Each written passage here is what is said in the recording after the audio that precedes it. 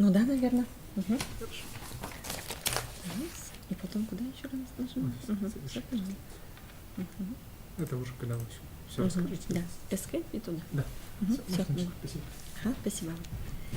Здравствуйте, уважаемые коллеги. Сегодня я для вас провожу вебинар.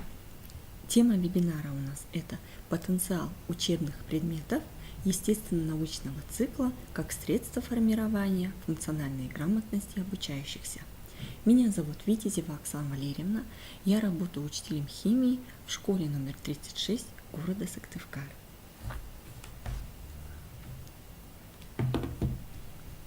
Вначале хотелось бы привести вам слова российского лингвиста Алексея Алексеевича Леонтьева. Что же такое функциональная грамотность? Функциональная грамотность – это способность человека использовать приобретаемые в течение жизни знания для решения широкого диапазона жизненных задач в различных сферах человеческой деятельности, общения и социальных отношений. Мы сегодня с вами знаем, что сегодня у нас существует единая система по оценке образовательных достижений обучающихся.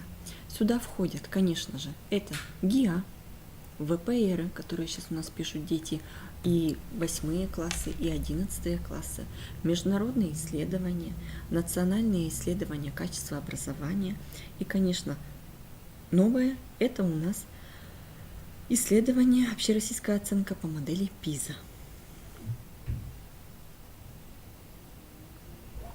Инструментарий ПИЗа позволяет оценивать функциональную грамотность школьников и умение применять знания на практике, так как используют близкие к реальным проблемные ситуации, связанные с разнообразными аспектами окружающей жизни. Итак, естественно-научная грамотность, тут на слайде вы видите, выделена наша область зеленым цветом. Так? Конечно же, материалы ПИЗа позволяют оценить, умеет ли давать научное объяснение ребенок, умеет ли он применять эти свои знания в реальной жизни, интерпретировать, делать выводы и так далее.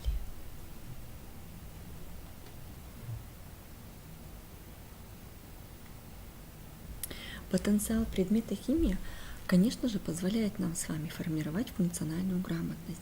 Многие задания в учебниках, я чуть позже приведу пример, и пособиях по химии направлены на формирование функциональной грамотности, поскольку, по сути, это метапредметные результаты обучения. Сюда входит и работа с текстом, и работа с опорным конспектом, и работа с информацией в нетекстовом виде, да, так как схема, допустим. Далее, тут войдут сюда и задания с формулировкой «объясните», «предложите способ», «приведите пример», «сформулируйте». Обязательно, конечно же, это контекстные задачи, либо ситуационные задания также. Сюда также относится как раздел учебника, это химия для жизни.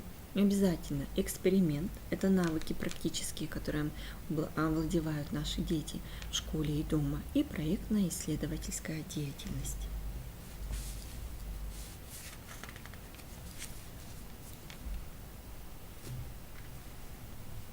Хотелось бы с вами поделиться своим опытом.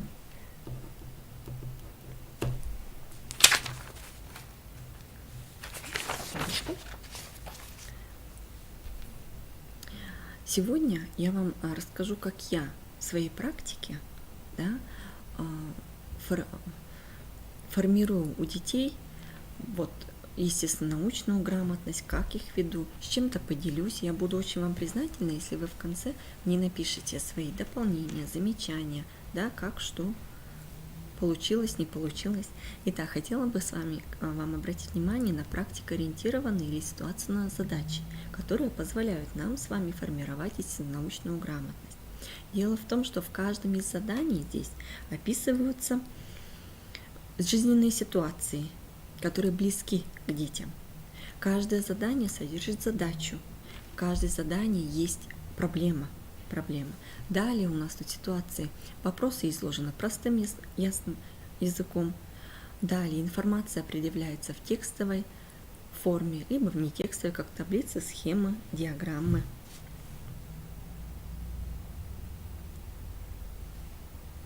Применение таких задач на уроке позволяет учителю уже решить одновременно несколько задач, оценить уровень развития информационной компетенции учащихся, то есть насколько ученик наш в состоянии разобраться в тексте, что немаловажно, и выбрать из него необходимую информацию.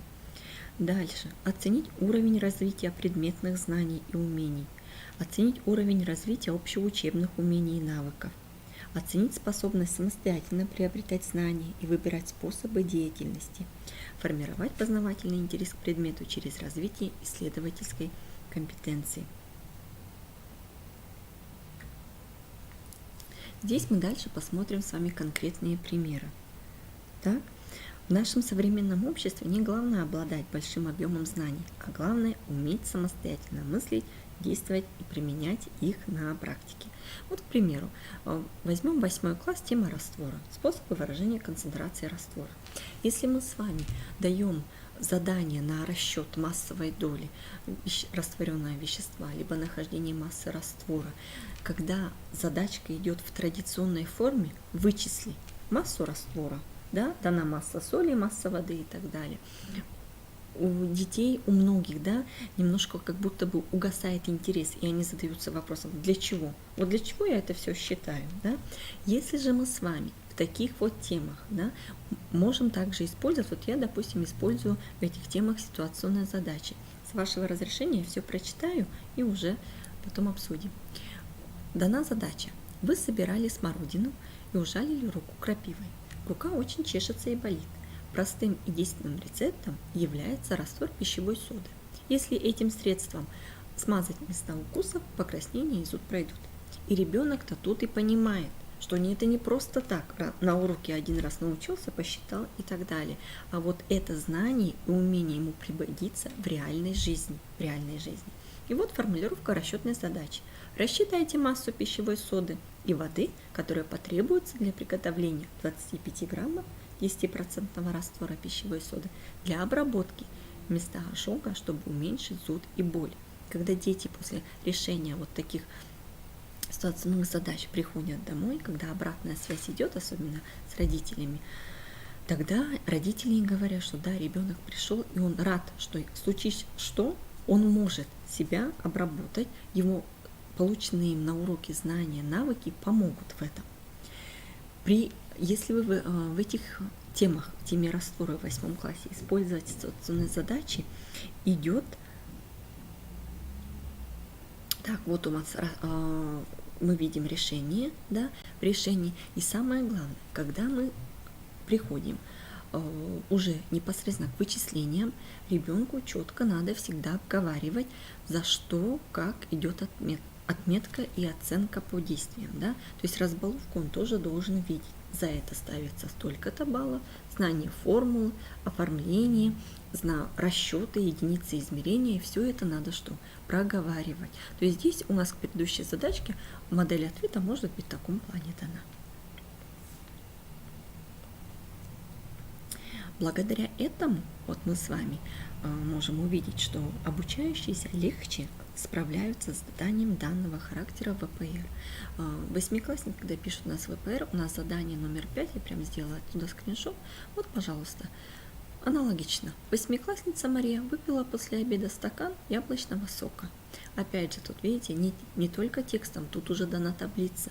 Он должен понять, увидеть, разобраться, да, и уже посчитать. То есть, если бы была это традиционная в форме, да, рассчитайте массу соли, массу воды для приготовления 25% раствора и так далее. Тут он уже смотрит, извлекает нужную информацию и применяет ее на практике. Также к этому заданию номер 5 у нас идет дополнительный вопрос. Какую долю суточной физиологической нормы составляет потребленное Машей количество углеводов? И опять же, ответ подтвердите расчетом. То есть тут четко ребенок должен прописать, не просто ответ, он должен логически все вычислить, показать, как он владеет той или иной операцией.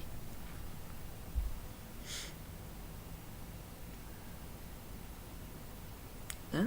И мы уже тут видим, что ребенок точно так же, опять же, когда мы готовим детей к сдаче ВПР, когда у нас проходят темы, вот это очень важно, чтобы ребенок знал обговаривать ребенка, мне кажется, нужно, что как оценивается, чтобы он знал, за что ставится балл, где что он мог пропустить и так далее. И вот тут мы видим, да, что если мы посмотрим, знание в расчет дан обоснованно приведший, к правильному ответу. Ключевой расчет, то есть просто ответ нас не интересует, он должен доказать, использовал то-то, то-то, и мы уже видим, что да, действительно, ребенок взял из таблицы нужную величину, перевел ее в доли, видите, сколько математических вычислений и мыслительных действий он выполняет. Дальше мы видим, что он посчитал, опять же, привел расчет и доказал, да, либо в долях, либо в процентах, Обязательно необходимо тоже обсудить, часто бывает у детей математические ошибки, да, это правила округления и так далее. Вот тоже все, конечно, мы на этом акцентируем с вами все внимание. Здесь привела модель задания по научной грамотности в формате исследования ПИЗа для 8 класса. Мы сразу что с вами видим? Уже полностью текст читать не буду, давайте просто его обсудим. Перед нами снова текст. Если еще в предыдущем, да, в задании ВПР мы видим, что часть текста, остальное в табличной форме, то, пожалуйста, в модели задания по ПИЗа мы видим с вами сплошняком текст, и уже к этому тексту. То есть ребенок должен прочитать так, осмыслить, понять, что, как, где. И уже поехали вопросы. Да? Тут вот опять же крылатое выражение «пуд соли съесть». И ответ, то есть он конкретно должен выделить, применить, да, выделить главное, что от него хотят. Потому что сами понимаете, когда много текста, есть такие дети, к сожалению, что которые даже не притрагиваются к этому заданию, что большой объем текста их просто-напросто пугает. Поэтому мы и должны с вами, мы, коллеги по другим предметам, обучать на уроках потихоньку, да, разбираться в этом, и чтобы дети, прочитав текст, могли интерпретировать, что, как, где. Далее тут опять же мы видим, что ответ подтвердите расчетами. Знание формул, знание единиц измерения, да, и умение считать. Так. Видим, да, как отличается тот же задание в ВПР и в ПИЗе. Далее у нас модель задания по научной грамотности в формате исследования ПИЗа в 8 классе точно так же. Мы видим с вами, что тут уже в табличной форме дано. Речь про ту же самую соль, да, про вычисление. Дальше смотрим, ребенок умеет ли извлекать информацию в табличного варианта. У кого-то может быть текст, у кого-то в табличном варианте. И опять в вопросе поясните, объясните, да, на основании данных таблиц определите, поясните, почему, да, то есть ребенок должен уметь рассуждать, а не короткий ответ «да», «нет», все. Да? И тут уже разбаловку мы тоже оговариваем, ребенок знакомится с ней и видит, что как ставится. Если мы возьмем с вами расчет молекулярной массы, при расчете молекулярной массы мы не только с вами отрабатываем также с детьми вычислительные навыки, это в первую очередь, конечно же, округление раз, вычисление 2, порядок действий это 3. Да? И мы видим, что здесь в ВПР есть у нас задание, информация дана в табличной форме, и опять же ребенок видит, что если он умеет считать молекулярную массу, то он уже может понять, как на практике. Вот тут вопрос хороший звучит. Каким газом следует наполнить шарик для того, чтобы он оказался легче воздуха и смог взлететь? То есть приобретенные им навыки по химии помогут. Он сделал расчеты, сделал выбор. Тут не просто видим, что у нас он прописал, допустим, ответ. Далее объясните свой ответ. Вот здесь, когда мы с вами проверяем ВПР, и когда приходят уже потом результаты, мы видим, да, ребенок посчитал, но вот объясните свой ответ, есть у детей, к сожалению, трудности с этим. Поэтому мы и должны с вами в комплексе, да, со всеми коллегами по предметам потихоньку их к этому вести и учить. Так, теперь посмотрим задание номер 2. Если вот я работаю, допустим, по Кузнецовой Нине Евгеньевне, автор учебника у нас, мы знаем, кто вот коллеги работают по ней, мы с вами знаем, что в конце параграфов есть дополнительные материалы. Опять же, вот, пожалуйста, 9 класс, тема «Характеристика элементов первой А-группы». Дополнительно, я уже не стала указывать страничку данному параграфу, поскольку года издания могут быть разные, у нас может отличаться по страничным, и номер параграфа может не совпасть. Но если вы посмотрите у себя, то вы увидите, что в конце данного параграфа есть дополнительный материал. Дополнительный материал я вот просто выделила отсюда. В этом дополнительном материале, опять же, огромный текст. Текст идет сплошняком, да? Конкретно, чтобы заинтриговать детей. Я прям детям так и говорю: дети, видим, открыли все, посмотрели. Для удобства я прям выделила оттуда и перепечатала вам один абзацик, где речь идет про калий. Про калий, про его действие, да. Мы видим, что калий, допустим, необходим живым организмам и выводится он через почки. И если очень много, то у нас идет нехватка данного элемента в организме, и потом идет дефицит. Так вот, сюда можно опять же ситуационную задачу. Пожалуйста, вы съели столько-то грамм кураги и капусты, да? Выполняется ли суточная потребность калия? Ответ подтвердите расчетами. Плюс мы даем информацию дополнительную для того, чтобы они смогли выполнить свой расчет. И здесь мы опять видим, модель ответа может быть следующей. Расписали дети, да, посчитали, единицы, опять же, проверяем умения, вычислительные навыки, то есть они полученные навыки уже извлекли информацию из текста, да, и провели расчетные действия. И мы видим единицы измерения раз, далее математические выкладки это 2, и они уже показали и доказали, да, выполняется либо не выполняется. И опять же, при оценивании ребенок, если он у вас уже научен, то знает, да, когда обычно проверяем работы, как и в ГИА в 9 и в 11 классе, мы же прописываем, вот тут он получил 1 балл, 2 балл и так далее, чтобы у ребенка в голове была система. Ага, я вот прорешал вот здесь, дошел до этого, балл я заработал. Получилось дальше, 2 балл пошел, и уже на выход идет он. Так, здесь у нас, смотрите, у нас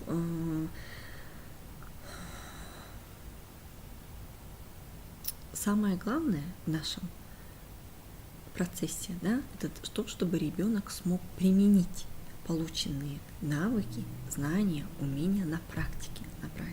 Вот, пожалуйста, 8 класс, только еще азы химии, да? И мы можем что с ними сделать? Провести небольшое исследование, они могут быть дома, обсудили, да? То есть исследование как домашний эксперимент. Попросили, и у них опять же глазки, особенно восьмиклассников, то глазки на это точно загорятся, да?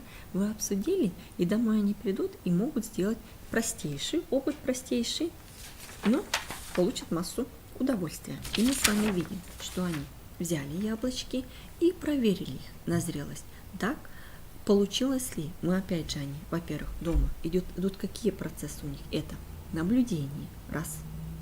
Далее интерпретация данных. Далее они выдвигают гипотезу. Допустим, мама купила им яблоки разных цветов, да, что красные, зеленое и так далее. И они уже могут выдвинуть гипотезу. Ага, где интересно? Может, скорее всего, там вот оно более спело, либо тут. Далее они могут спрогнозировать. И вот этим, благодаря вот простым экспериментам, которые ребенок может провести дома, да, мы опять же с вами видим, что можем отрабатывать вот эти навыки наблюдения, что очень важно в химии. Порой ребенок провел на практических уроках опыт, и он не зафиксировал даже признак. Да? То есть мы должны, конечно, к этому учить, что, как и так далее. Объем информации у них есть в голове. Самое главное, чтобы в конкретной ситуации они могли это применить. независимо, в школе они находятся, дома и так далее. Поэтому здесь, опять же, даю восьмиклассникам, да, в начале, особенно когда первый месяц идет работа, мы с ними знакомимся и говорю, пожалуйста, проэкспериментируйте дома, пронаблюдайте, сделайте выводы. Кто-то даже красиво зарисовки делает и так далее, да, как образуется, знаете, как небольшая работа, но работа, она не в классе проделанная практическая, да, а каждый дома ее проделал, и потом уже мы в малых группах, либо в парах можем, допустим, у них обсудить, у кого что было. Многие делают даже, допустим, результат в виде презентации. Несколько слайдов, фотографии до, после опыта и выводы. Надо научить их прописывать опять же все. Да? Далее мы с вами еще умеем применять методы, конечно же, из научного исследования, это обязательно на уроках химии формируется. То есть у нас дети должны уметь работать, навыки свои показывать. И в этом году мы уже с вами идем, ГИА по 9 у нас изменилась, у нас уже есть там практическая часть. И, к сожалению, предыдущие года, 2 года у нас была отмена практической части. Недавно только еще у нас республика эту модель себе взяла. Есть у нас регионы по соседству, которые, допустим, уже давно используют вот эту модель, где у нас практическая часть. Конечно же, ребенка надо научить. Если он научен работать руками на уроках, на практических занятиях по химии, конечно же, навыки эти пригодятся.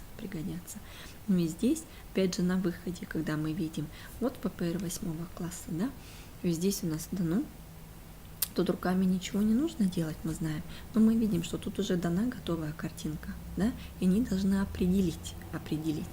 Опять же, мы видим в ответе обосновать, то есть не просто у нас даются ответы да, нет и так далее. Ребенок должен уметь обосновывать свой выбор. Почему этот прибор, который дан там-то, используют для этого? Объясните, распишите. То есть ребенок, и очень мало, вот, к сожалению, опять же повторяю, что очень мало детей у нас умеют расписать, да, вот свои мысли изложить в этом контексте. И здесь это вот у нас задание двухбальное, да, и мы с вами видим, что ребенок, опять же, метод-то он определил, вот тут многие метод определяют, да, но вот 2 балл набирают немногие. Там, где у нас момент объяснения.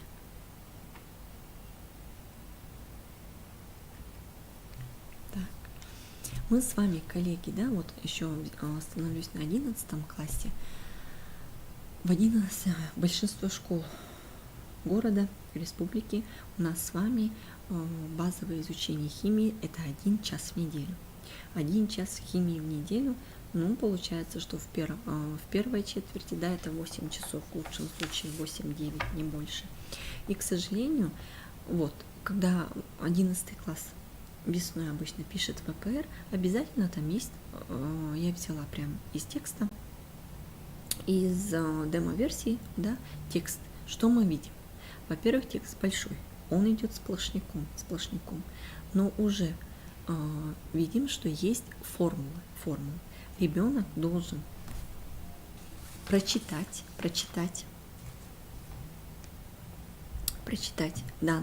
данный текст, да, разобраться с ним, четко выделить, далее интерпретировать. Вот здесь у нас все идет далее задание к нему, да, и тут прям написано, используя формулу приведенных веществ, схему. То есть вот он получается, что вот эту информацию всю он должен перевести, отработать и перевести данный формат. Здесь, если мы посмотрим с вами результат тоже работы, то мы с вами видим часть детей, к сожалению, даже не все в 11 классе могут работать с текстом, а текст, к сожалению, объемен, да? И часть детей, прочитав внимательно, тут все ведь в тексте написано, поэтому, конечно же, когда мы начинаем учить с 8 класса, да, весь 8, 9, 10 и в 11, те детки, которые вошли прям в колею и пыхтят, то видно, у них результат, конечно, виден. И при слаженной работе не только нас, как учителей химии, да, а при слаженной работе и математиков, и физиков, и всех остальных коллег, конечно же, они дают высокий результат. То есть процент к 11 классу уже увеличивается по работе с текстом. по работе с текстом, и дети извлекают оттуда и оксиды, вот эти классы веществ, которые указаны. Далее мы с вами видим, что кроме этого необходимо составить и уравнение. Уравнения в тексте тоже есть. То есть видите, насколько они должны разбираться. Вот это очень важно. То есть они вот эту способность свою приобретенную, да, и на уроках, других уроках, да, должны уметь применить. Да, на русском языке они работали с текстом, на литературе они работали с текстом. Да, химия так точно так же. Они пришли и должны поработать так с текстом, чтобы выход был максимально большим. Так? Вот. Не все, часть, да, детей составляют реакцию. Ну и опять же, далее дополнительный вопрос, который у нас тут следует. В конкретном задании это про тепловой эффект. Ребенок уже опять же прописывает. И когда, еще раз повторю, что когда идет систематичная работа по предметам, да, особенно по работе с текстом, конечно, дети уже и на других предметах это умение свое применяют и показывают. Дальше еще хотела бы остановиться по заданиям. Это у нас ситуационным заданиям, да, и по практикоориентированным заданиям. Здесь у нас мы видим, что в теме 9 класс, тема углерод и его соединения, можно взять ситуационную задачку и прописать. Да? Дети вот прочитали, все интересно, да, рецепт приготовления кекса на сгущенном молоке, и уже вопросы данным. Да? Мы же с вами вначале говорили, что здесь мы с вами должны задания у нас как в учебниках, так и в методичках и других пособиях направлены на формирование вот этой функциональной грамотности. То есть ребенок должен применить то, что он знает в реальной жизненной ситуации. Вот посмотрите, да, и вопросы. Почему? Какие вещества?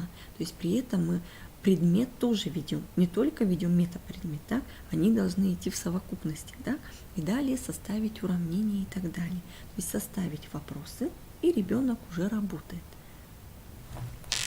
Тут можно в помощь, опять же, к этому приложить и работу с текстом в учебнике, да, параграф открыли, проверили себя, нашли и так далее.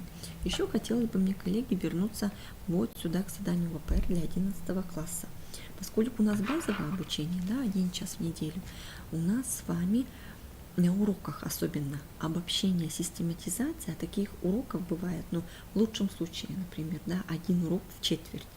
И использовать вот такие задания. Банк открытых заданий есть. В конце презентации у меня есть там ссылочки, где что можно взять, приобрести у себя и использовать. Да? Я, допустим, так и делаю. Там, где у меня по часу в 11 классах, я на уроках систематизации и обобщения прямо делаю. Часто это тоже невозможно использовать.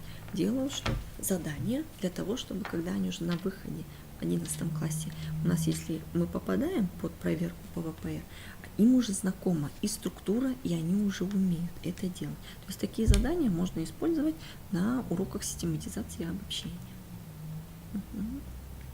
Так. Далее здесь хотела бы остановиться на, опять же, ситуационные задачи. Особенно в 9 классах, когда у нас идут темы после...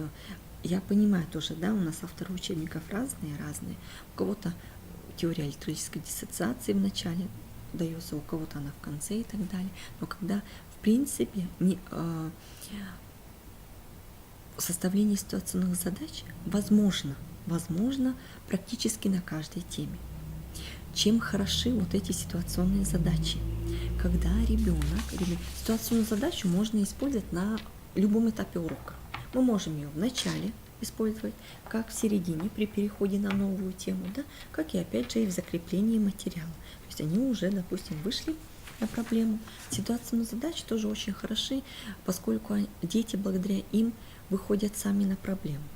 То есть у них есть база знаний, но чего-то не хватает, чего-то не хватает. Далее они выходят на учебную задачу. Дальше переход от ситуационной задачи по переход к работе к текстам, к параграфу, да, это у нас основной источник информации. Далее мы можем тут дать им задание поработать в паре, коммуникативные навыки опять же развиваются. Также они могут выдвинуть гипотезу, выстроить причинно-следственную связь, почему так получилось, что как. Я уже для вас не читаю тут задачу, да, как пример приведен, вы все видите. Поэтому здесь я в данном случае у себя на практике использую вот эти ситуационные задачи, не на каждом уроке, тоже в зависимости от темы, конечно же, да. А когда такие темы идут хорошие, допустим, в данном случае, особенно когда мы переходим к изучению неметаллов, далее к металлам и так далее, и уже дети видят, вот очень логически выстраивается задачка, выходит на проблемы, знаний своих им не хватает, разрешить ее, и куда обращаемся? К основному источнику знаний, так к нашему учебнику. Можно, допустим, дать и дополнительные еще какие-либо источники, но опять же повторюсь, да, что в учебнике в принципе есть как и дополнительные материалы у разных авторов, когда приложение к данному параграфу, как и есть в самом тексте. В самом тексте, опять же, они должны что? Прочитать, поработав с текстом, выделить, да, применить свои знания в данной ситуации. Так. Ну вот ситуационные задачи, и у нас практикоориентированные точно так же идет огромный плюс при формировании функциональной грамотности. И здесь я привела, коллеги, вам источники, откуда что было взято, чем мы можем пользоваться, да. Очень удобно, что открытый банк есть, да, заданий. Далее есть у очень хороших авторов конструирование вот ситуационных задач, там все прописывается, да, как, что взять за проблемку, как сконструировать и так далее. Так, пока вы можете тоже себе, если что, зафиксировать. Таким образом, коллеги, включение ситуационных, практикоориентированных задач позволяет формировать у учащихся естественно-научную грамотность. Очень была рада сегодня провести семинар. Огромное вам спасибо.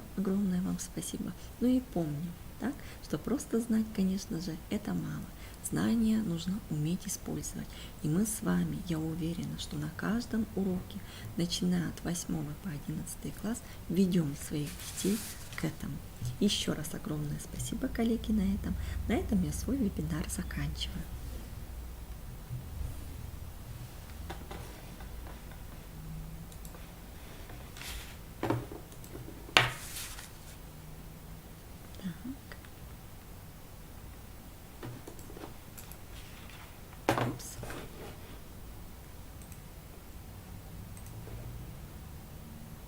Всем до свидания.